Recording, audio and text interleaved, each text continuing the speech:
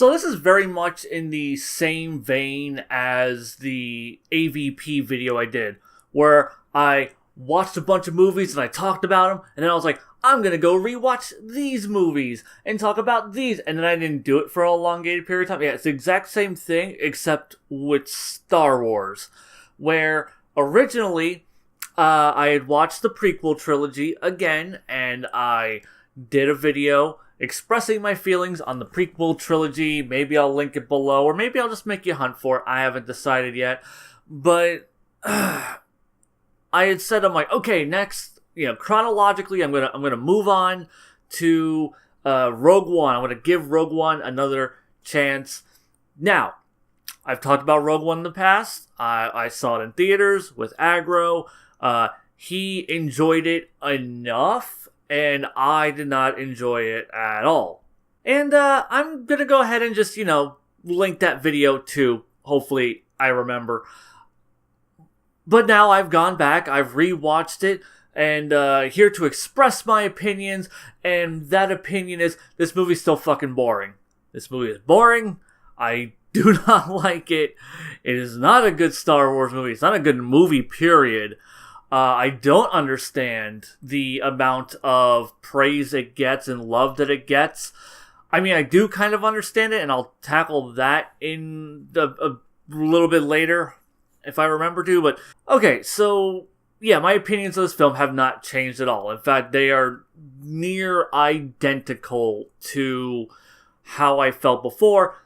Well, though I have no clue if I'm going to say the same shit that I said in the other video, because I haven't rewatched that video at all. So, fuck it. Anyhow, Rogue One. What's my big gripe about it? It's fucking boring. It is a boring movie, devoid of characters. Like, I believe something I said before was, well, it's the best Gareth Edwards film.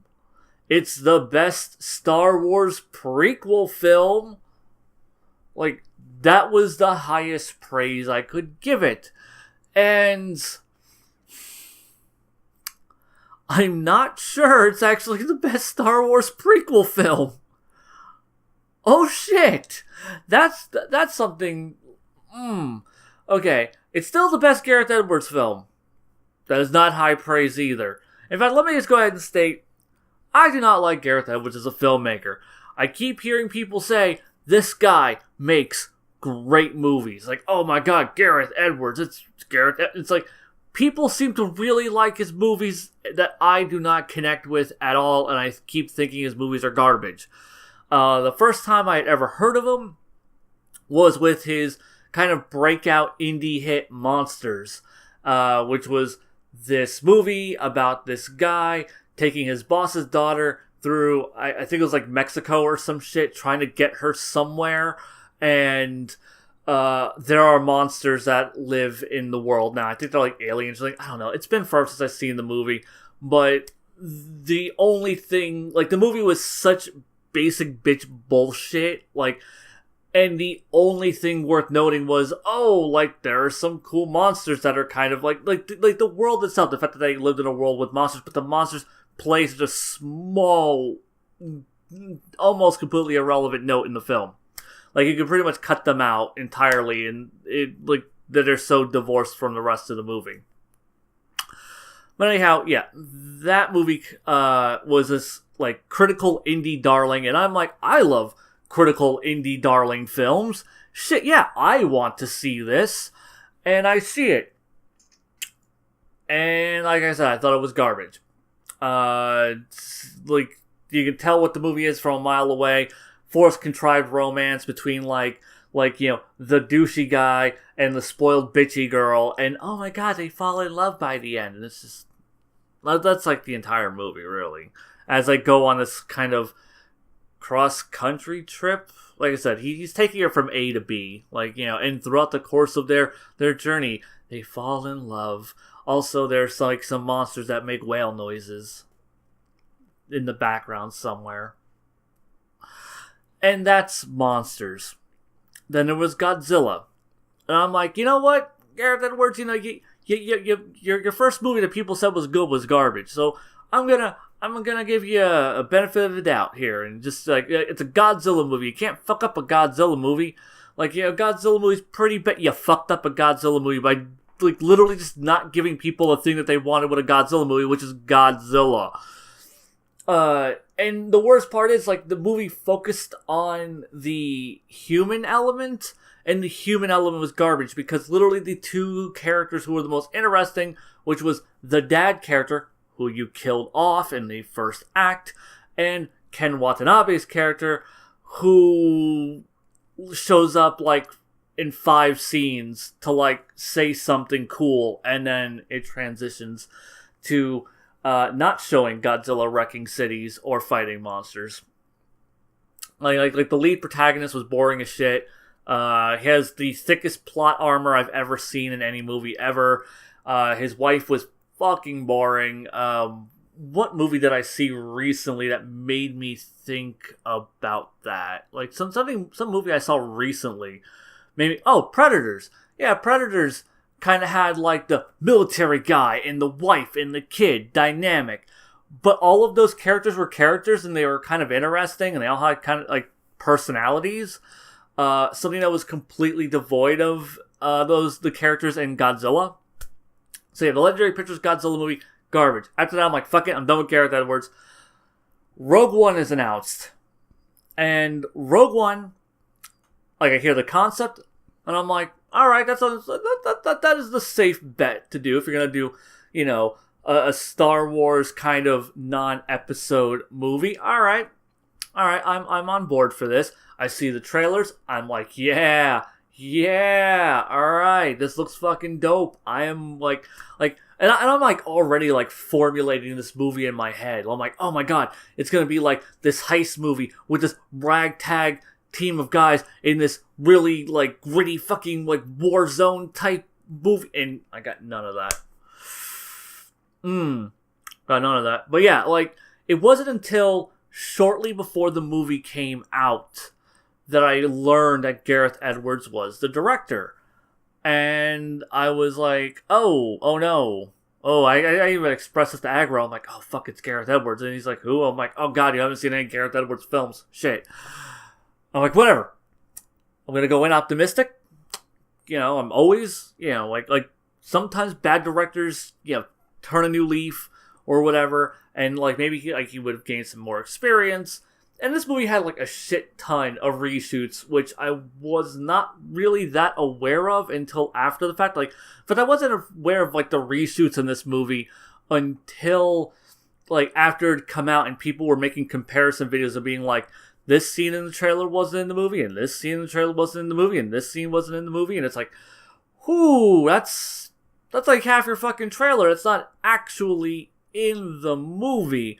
And like, it paints a picture of a very different film, and it's like, this isn't like Paranormal Activity 3 did a similar thing, where like all of the scares that are in the trailer of Paranormal Activity 3 are not in the actual movie.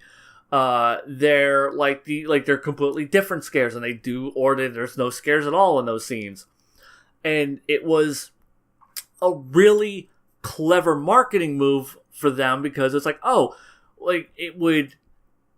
it put me on edge for those scenes. I'm like, oh, here comes the scary part, and then nothing happened. I'm like, oh, and then boom, another a different scary thing would happen instead, and that would catch me off guard and just scare the shit out of me. And that was really well done. And that would make sense that they were able to do that, because it's a low-budget film, so they can film some alternate takes of things to just toss in the trailer. Make complete sense. Here, we're talking about, like, multi-million dollar, like $150, $200 million film with these high-end special effects. It's like, that looked fairly finished in those trailers. It's like, you can't just do that shit on the cheap. So clearly, those were things that were planned for the film, and then they went, oh no, this movie doesn't work as a film, and they had to like go back and change things and reshoot things and restructure things. To go back to my previous statement about this being worse than the prequels, or not the best Star Wars prequel film, okay, so the Star Wars prequels are badly made movies, but they're like interesting in how they fail. There are like quotable things in those movies, and it's just like, oh my god, this movie's like, those movies are like train wrecks. They're just like, holy shit, these movies are bad. And the weird thing is that Rogue One is not technically a bad film, but I feel like it's almost worse than a bad film because it is a boring film. It is a film with a paper-thin plot that is like, we need to get the plans for the thing to give to the rebels so they can blow up the Death Star in Episode 4. That is like the plot of this movie. And like they make it as overly complicated as they could to pad out like a over 2-hour runtime. Like, oh, we have like Jyn Erso's backstory. It's like, did we really need to see her backstory? Not really, because it doesn't really matter. Oh, okay. And then we go from there to like her as an adult. Like, you could have just started this movie as her as an adult, and not, because like, it's not like we get to see like her family life or like her like interacting and bonding with her dad. No, it's just cold open. The Empire shows up and they fucking like kill her mom and take her dad away, and she hides, and that's it. And then Forrest Whitaker shows up to like, Jyn, I'm gonna help you, and that's it. You could have just dropped all of that. Like, you didn't need that. Like, you could have just had her, just be picked up and been like, oh, well, your father works for them, and whatever. Because like that cold open does really add nothing, because it's all information that they're gonna retell you like during the briefing scene with Jyn Erso with the rebels. So you have that. You have Jyn Erso, who is completely devoid of character. Like, name a character trait. Name a character trait of any of these fucking characters, except for, was it K2SO? Like, he is the only actual character, and it's really fucking ironic that the robot is the most human character in this fucking movie. I'm pretty sure that's actually something I said in that other review also, but whatever. But it is ironic that ends up being the case. And you have all of these characters that are just, they're all one note, I guess, stoic. I guess maybe they're slightly stoic in different ways. Like maybe Cassian's a bit more of a bad boy, I guess. Or like Jyn is like stoic because she's untrusting. And then fucking big black dude with the big guns, and he's stoic because he's like a military guy. And then like Donnie Yen's like monk stoic. They're like different fucking flavors, like slightly different variants of vanilla is what these characters are. And it reminds me of the Mr. Plinkett Star Wars reviews, where he says, I want you to describe a character from Star Wars without saying what they do or what they look like. Describe them as if you're explaining to someone who's never seen Star Wars, and just like talk about their personalities. And like he talks, he would list off Han Solo, and it's just like, oh, he's dashing and roguish and kind of self-serving, but also like has like a good side to him and has this bit of a redemption arc. Like, you get that. Like, C-3PO, oh, he's kind of foppish, a little on the cowardly side, very neurotic. Like, he has a personality. And then when they got to like the prequel characters, it's like Qui-Gon Jinn, he's stoic. Padme Amidala, she's stoic. Like, yeah, like they're like, those prequel characters were devoid of character. And then you have in this movie an exact same situation where you have all of these characters, like you have like this ensemble cast, and none of them are given any kind of defining traits. Like none of them, like I couldn't even tell you like any of their real motivations or their personality, because they're really devoid of that. Like Jyn wants to like go get her dad. That's like her only motivation. Like, other than that, it's like, protect the rebellion, protect whatever the fuck Forrest Whitaker says. Oh man, Saul Guerrero, what a fucking waste of a character he is. Like he's like the one character who actually has like any kind of connection to Jin, but like he gets one scene with her and he dies. And he doesn't even like die like heroically. It's like the fucking Death Star like blasts the planet and then and he's just like, I am tired of running. It's like, why? You've been running and hiding and trying to survive all this time. And now that like a giant rippling explosive death laser thing is like heading towards you, now it's the point where you go, oh, I'm just gonna lay here and die like a fucking cripple fuck. Why? Why? I don't. Why? Why did he need to die? Like, I mean, like it doesn't really serve the narrative, and it doesn't. Oh god. And then you have just like a lot of like the dumb things that are in this movie. Because I have to say, like this movie isn't like bad. Like I said, it's boring.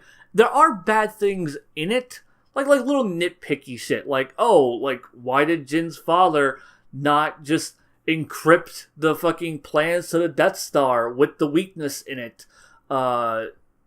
To, in his message, why did she need to like go, like why did he give her instructions to go to a thing to go get the plans? It's like, so it's little shit like that, but I mean that's like shit I could completely overlook. I do think it's people give this movie way too much praise, because one of the big defenses of this film is like, oh well, it fixes a plot hole in episode 4 because now there's a reason for that weakness to be in the Death Star. It's like, that wasn't a plot. You people don't know what plot holes are.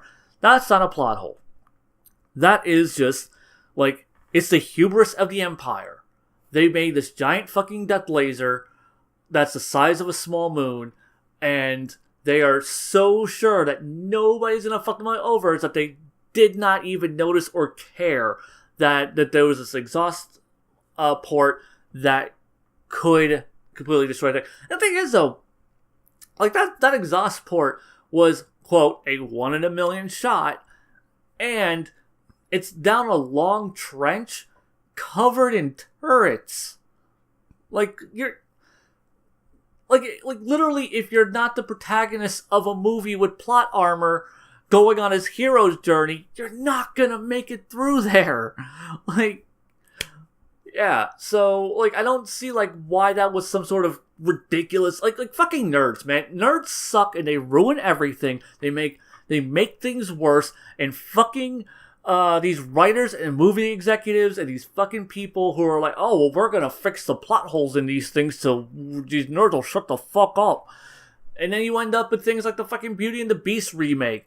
Like, seriously, if you want to see how, like, bitchy nerd complaints can just ruin a fucking movie, like, check out Lindsay Ellis's video on the Beauty and the Beast live action remake. Like, it's like, it really sums up a lot of that. And like and this is kind of a product of that too, where just fans kept bitching about this one thing. It's just like, well, if we're gonna cover this story, we really need to fix that plot hole that isn't actually a plot hole, but these pedantic fucks keep bringing it up.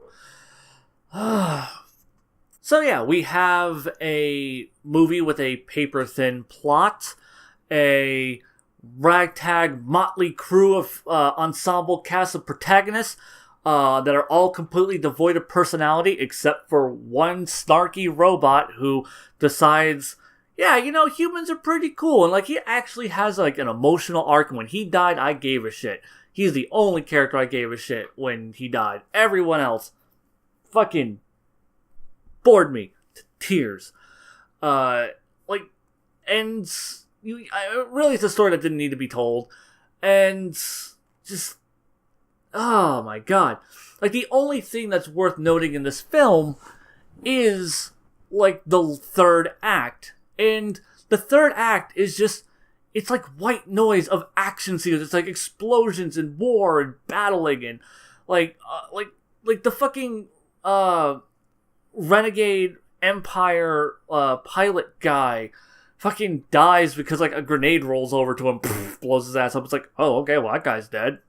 I mean, he wasn't really contributing much to the movie up until this point, but, was I supposed to feel something? And then, like, fucking Donnie Yen is, like, he has, like, a pretty cool scene. Yeah, he has that whole, the forces, I am one with the force, and the force is one with me, blah, blah, blah, blah, blah.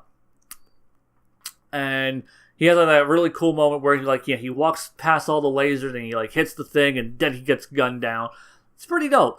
Honestly, I really wish they could have explored him more. Like have him be oh, well, he's not a Jedi, but he is very force sensitive and he uses the force to see.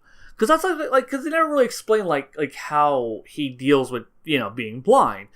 They could have done a Toph-esque thing, like Toph from Avatar. You could have had him, feel things with the Force. And I think that they were trying to imply that he was more like a Daredevil type character, where it's he could hear shit, but that wouldn't really explain other things he does. And it's a little on the weird side, a little on the dumb side, but still cool. Like that one scene. So he gets that one cool scene, and then he gets that one cool fight.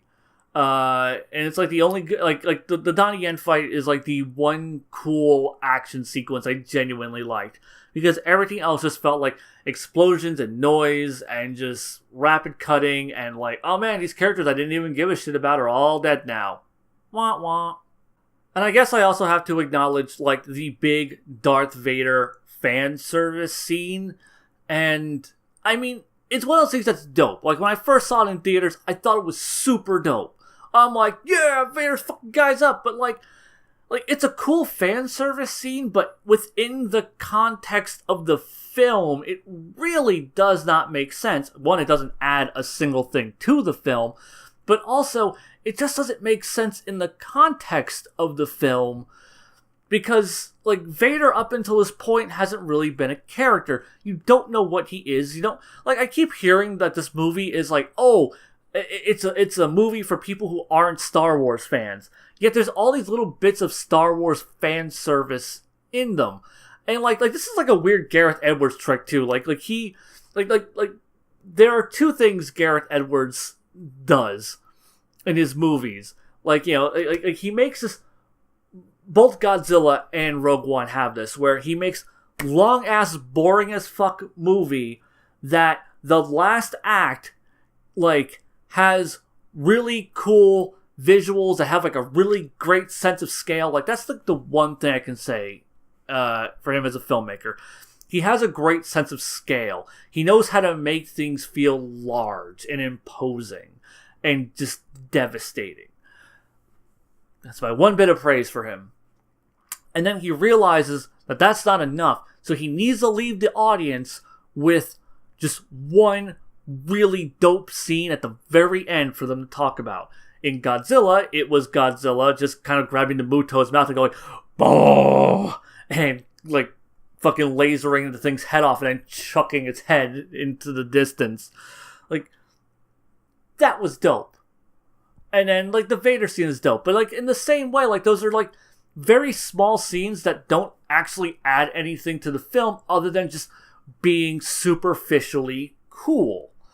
And I feel it's even worse in the case of Rogue One because, like I said, Darth Vader isn't really a character in this movie.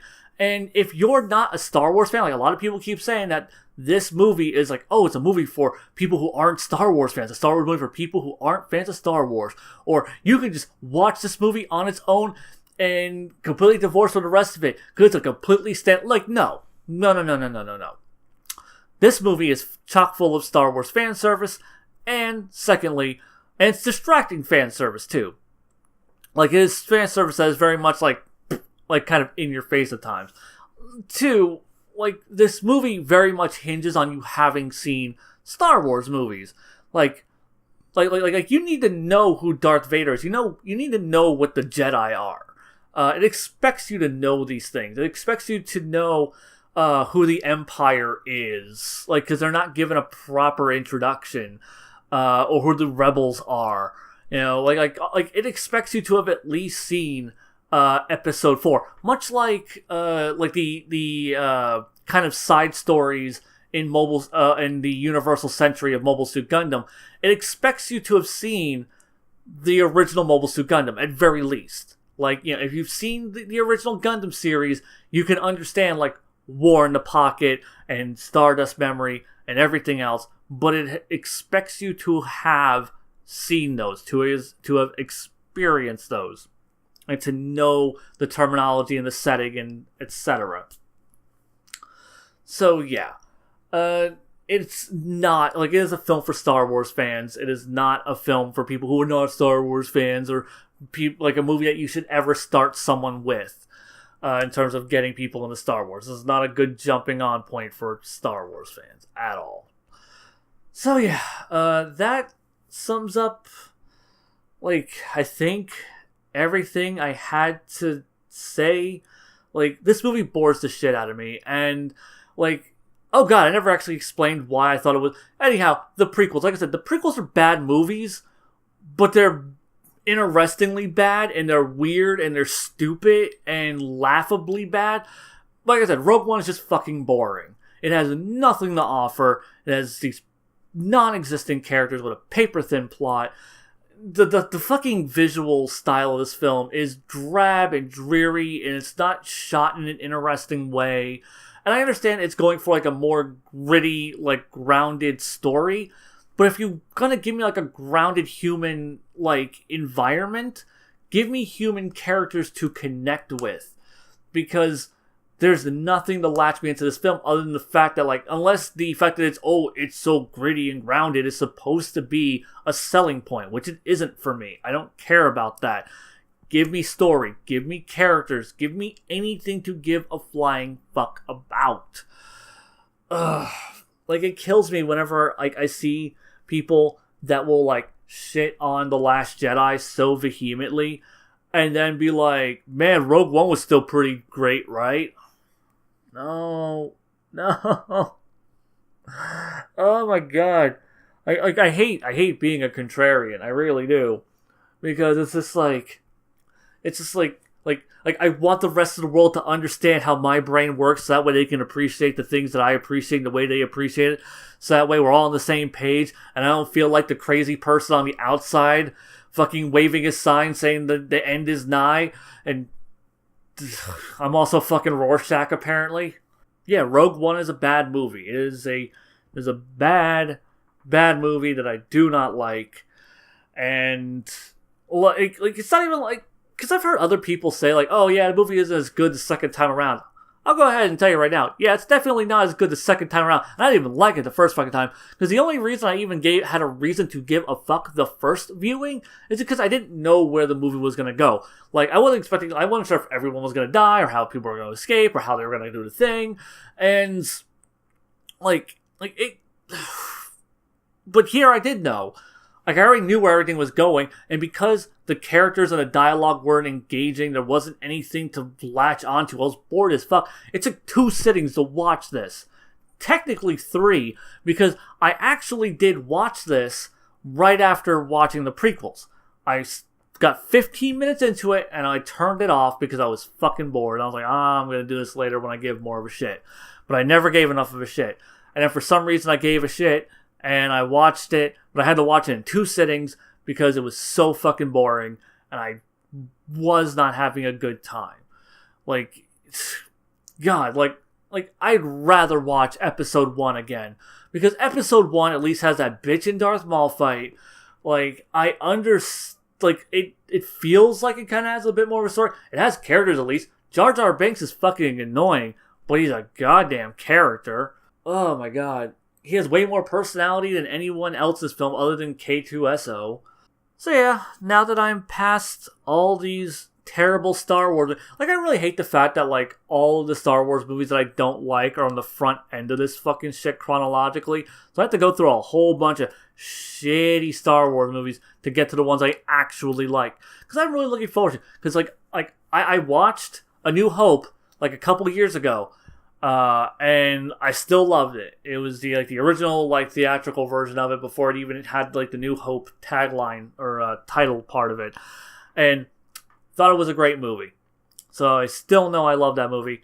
The only one I'm a little iffy on is the Return of the Jedi, because Return of the Jedi used to be my favorite, And I have a weird feeling when I'm going to go back to it, I'm not going to have the same feelings for Jedi, but we'll see. So, yeah, like, I'm looking forward to that. I'm looking forward to rewatching the sequels because I'm one of those people who genuinely loves the Star Wars sequels. And I get to, like, experience them right after watching the originals, hopefully, unless I fuck this up again, and then I go several months in between viewings of these.